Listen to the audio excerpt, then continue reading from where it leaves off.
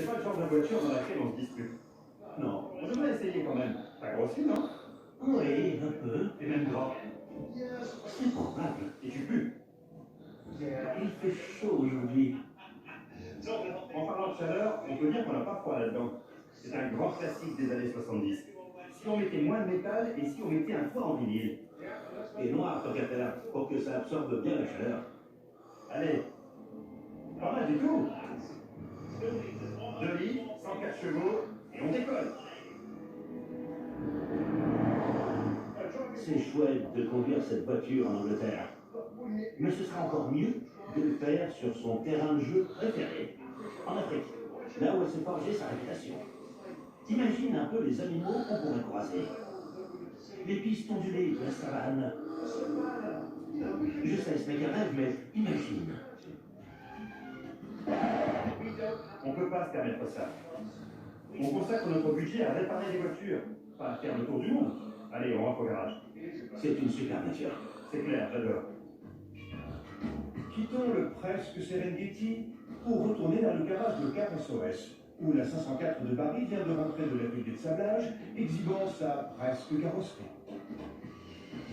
Je sens que ça va souder. Waouh, regardez ça. C'est l'époque où les voitures avaient de la gueule.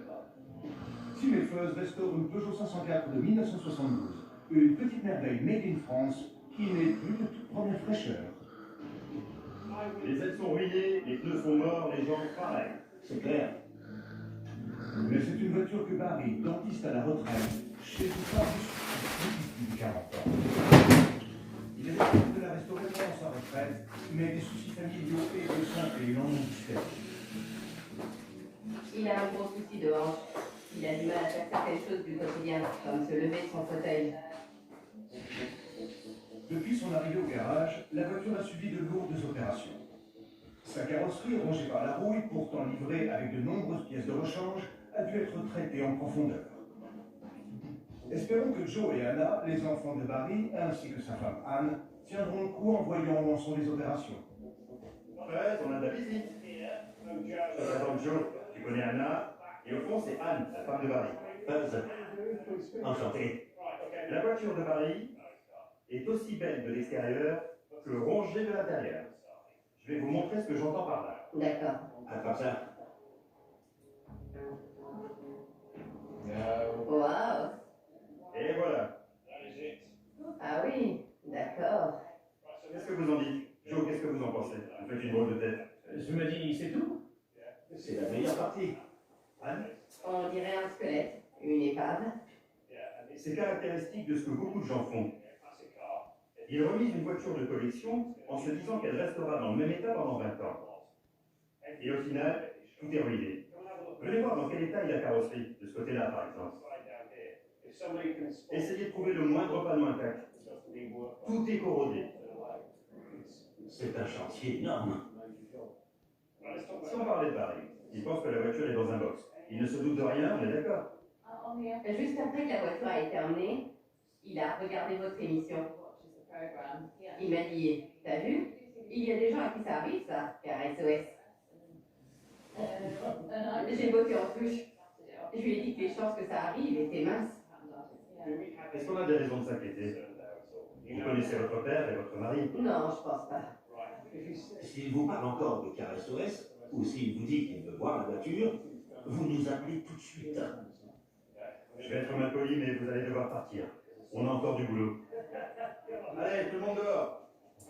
On ne s'est encore jamais fait démasquer, mais cette nouvelle nous a donné envie de terminer la voiture au plus vite. Nous avions prévu de faire la surprise à Paris lors de la Cromford Steam Rally, mais il risque de s'attendre à nous y voir, et notre plan pourrait bien tomber à l'eau. Il reste énormément de travail pour faire en sorte que cette voiture retrouve tout son éclat, Et ce qui requiert un peu de coordination. tu as l'air de déborder d'énergie.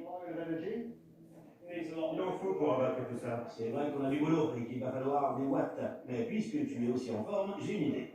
Si tu te mettais un peu à la soudure. C'est toi qui fais les soudures, c'est toi le pro. T'es le meilleur.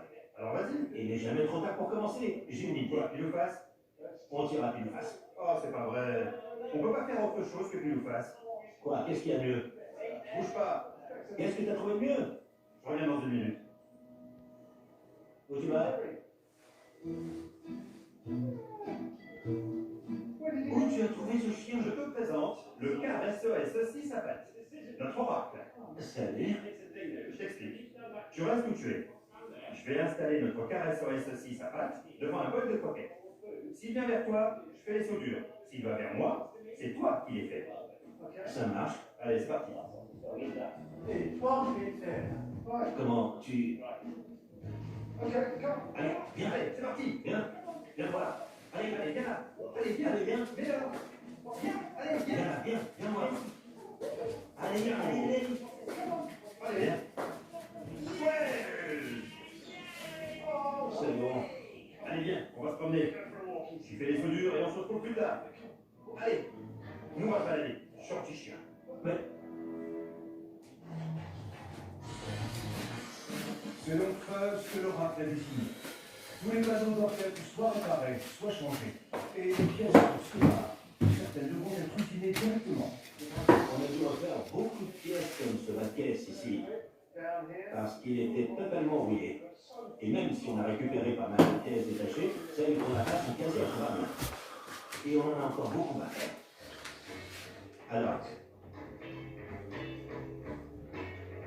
sans ce panneau, la voiture ne serait pas assez rigide. Elle se déformerait. Une fois qu'on l'aura mise en place et qu'on l'aura soudée sur toute la longueur, ce sera aussi solide que le roc.